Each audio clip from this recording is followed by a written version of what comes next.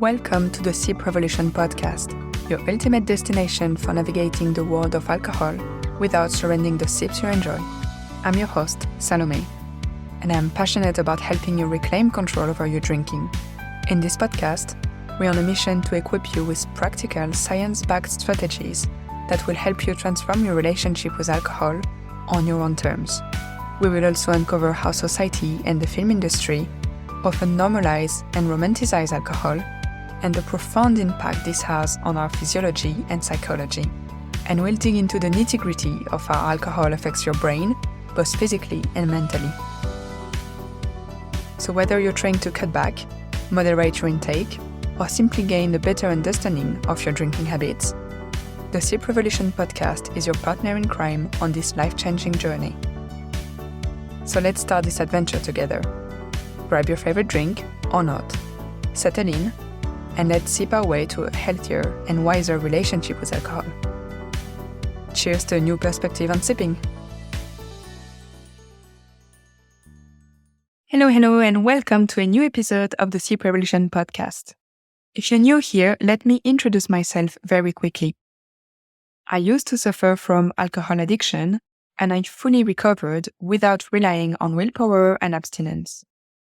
I went from drinking dozens of bottles of wine and spirits and beers a week to being able to not drink for days or weeks, and also being able to have a couple of drinks from time to time without feeling frustrated and without obsessing about alcohol.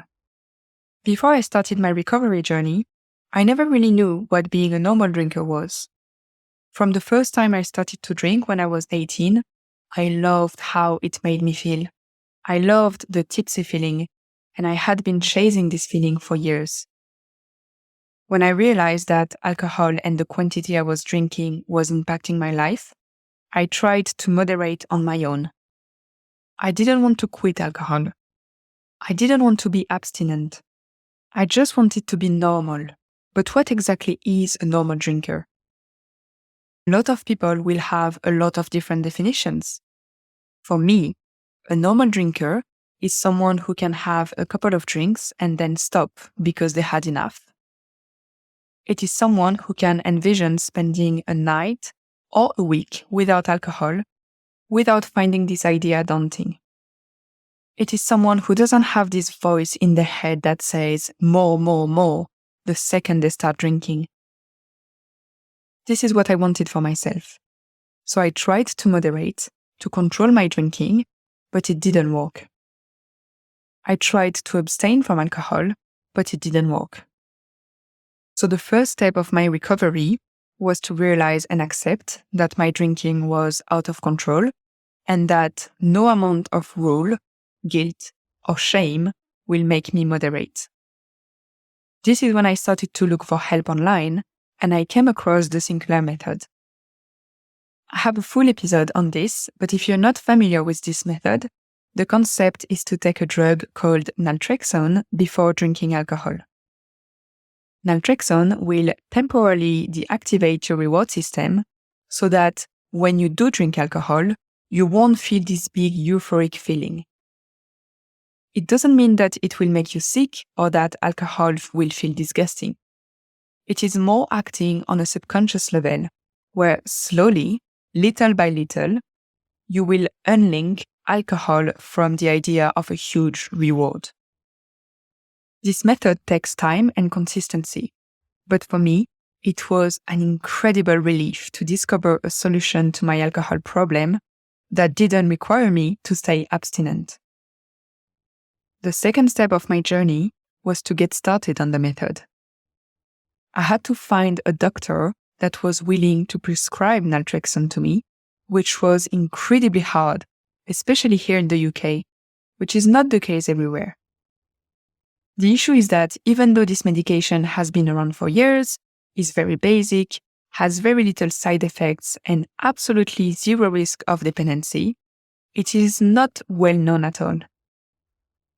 And when a doctor doesn't know about something, they don't want to take the risk to prescribe it to you. I finally got a prescription in October 2021, and this is when the magic really started to happen. For the first 8 months on the method, my drinking habits didn't really change. I did drink slightly less on average, but nothing impressive.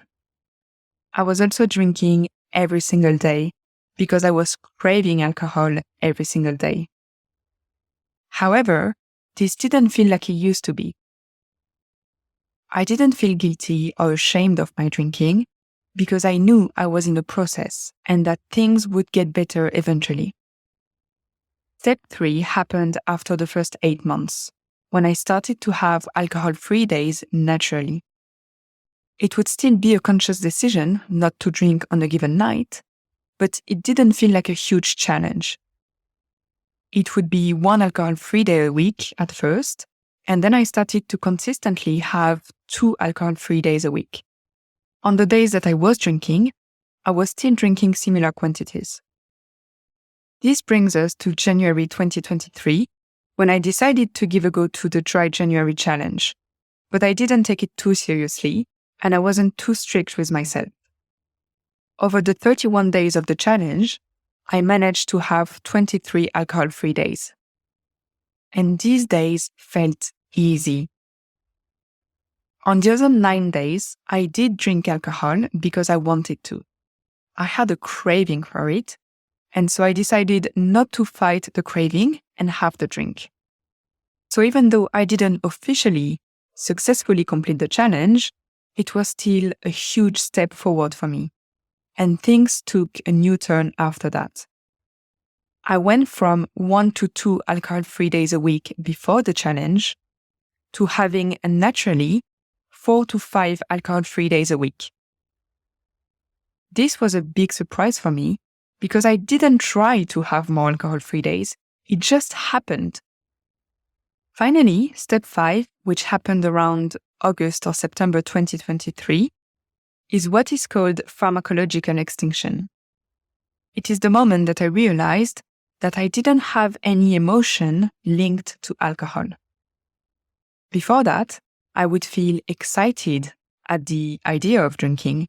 I would feel comfort thinking about my evening with my wine. I would feel frustrated or panicked if I couldn't drink. I would feel guilty and ashamed after a night of drinking. I would feel all the emotions. For me, extinction is this moment where I realized that I didn't really care about alcohol anymore. So if I went to a party, for instance, and there was no alcohol or not a lot, I was fine with it. Actually, I didn't even think about it. This is when I started not to think about alcohol in the evenings. I wouldn't just decide not to drink. I would just forget about it. This is also when I started ordering soft drinks at restaurants and bars just because I wanted it more than alcohol, even though I could have ordered alcohol if I wanted to. So here I am now. I still drink from time to time. I would say maybe twice a month. And it usually is on the special occasions like a birthday or holidays. I still enjoy alcohol when I decide to have it, but most of the time, I just don't think about it. I have plenty of alcohol in my house because I don't feel the need to finish everything I open. Seeing other people drink doesn't make me feel like I'm missing out and doesn't make me want to get a drink for myself. So as you can see, it was a long journey. It took me more than 3 years from the moment I realized that moderating on my own wasn't working to the moment I reached extinction. To recap, step 1 was to realize that my current drinking situation wasn't working for me anymore. Step 2 was to get started on the Sinclair method. Step 3 was to start having alcohol-free days naturally. Step 4 was to have more alcohol-free days than drinking days in a given week. Step 5 was to reach extinction, where I don't have emotions for alcohol anymore and I can take it or leave it. I definitely think I could have made progress faster if I had more support, but there wasn't any available for me that I was aware of. So I did it all alone and I figured out everything myself. This is why now I created a program called the Sip Smart Academy, where I guide people through this process of becoming a normal drinker, from getting started on the method to avoiding traps and common mistakes. In the program, I will give you plenty of tips to fast forward your success and provide ongoing support to make sure that you are guided every step of the way. If you are interested in the SIP Smart Academy, you can sign up for the waitlist to be the first one to know when doors open. The link is in the show notes. I hope you found this insight on my own experience helpful and that you enjoyed this episode. If you have a question that you would like me to answer in a future episode, you can click on the link in the show notes to ask your question anonymously. I can't wait to see you in the next episode, and in the meantime, have a fantastic day. Thank you so much for tuning in. If you want to learn more about my story and the science behind moderate drinking, download your free handbook in the show notes. If you enjoyed this episode, leave me a rating or a review. It helps us reach even more listeners and transform lives.